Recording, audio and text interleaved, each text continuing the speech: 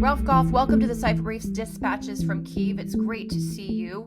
We are 2 years into this war now. It's a bleak time. What are some of your key takeaways from many of the top-level meetings that you've had in Kyiv? So, Suzanne, on a nice sunny spring day here in Kyiv, the war seems a long way away, but you can see it and you can feel it. You see it in the people's faces. You feel it in the people you talk with.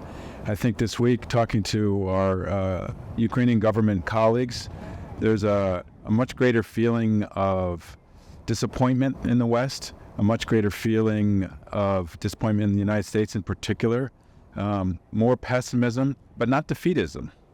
I think on the other hand, the same attitude of standing up to Russian aggression, that is not diminished, even though the odds look longer and the losses have been greater.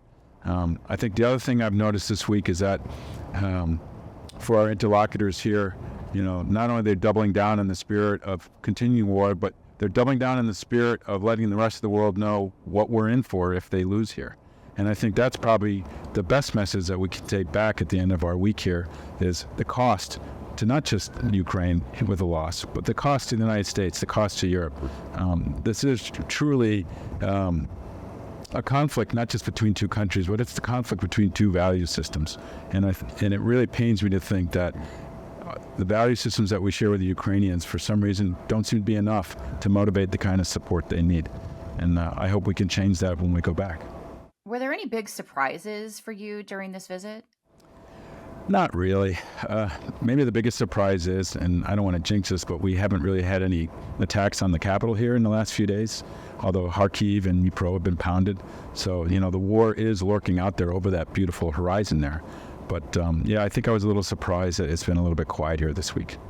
Ralph, being a Russia expert yourself, I'm really curious to know what you've learned in terms of the ways that Russia has been able to exploit this time that it's had to really build up its own defenses, to strike out at Ukraine as Ukraine waits for this assistance package from Washington. Suzanne, it's the same old story. It's, Putin has gotten away with a steadily growing and worsening list of crimes literally since he took office.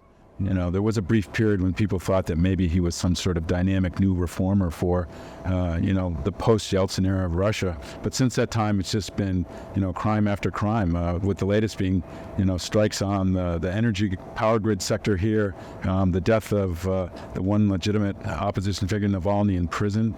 Right? It's just crime after crime that he never has to answer for. And the cynicism that brings with it amongst people who are disappointed in the lack of Western support, I think is what is the worst shadow over all this. What else jumped out at you during your meetings from Kyiv? I would say one area that I've heard some talk on the sidelines was the incredible need for charitable organizations to continue their work here and to actually expand their work.